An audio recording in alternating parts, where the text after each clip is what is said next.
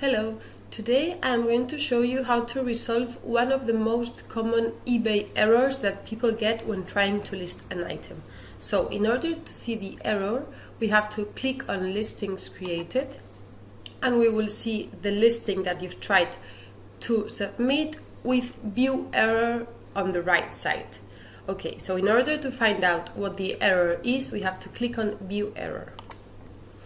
In this case, it says, before you can list this item, we need some additional information to create a seller's account. Please note that this error message comes directly from eBay. So, as per the error message, eBay requires you to set up a billing method with them before they enable your seller account. You can contact them via the chat on their site or try to list an item manually on their platform.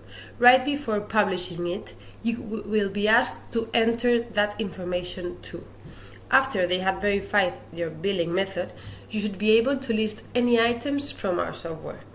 You can just come back to the Listings Created section in our website and click on Retry on the listings that we are currently showing this error. So, you see here the three options: View Source, Retry or Remove. So I must click on Retry and that's it. The error should be now fixed and your listings should be now submitted. So once again, thank you very much for watching us. Don't forget to stay tuned by following us on social media and watching our YouTube channel. Have a nice day.